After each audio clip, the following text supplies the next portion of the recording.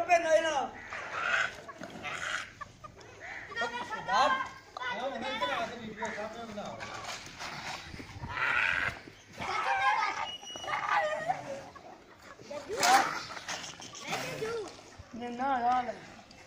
करो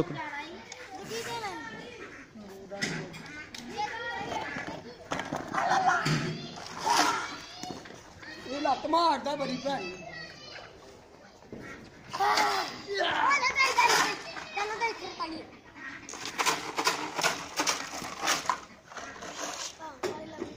डांग नहीं मारनी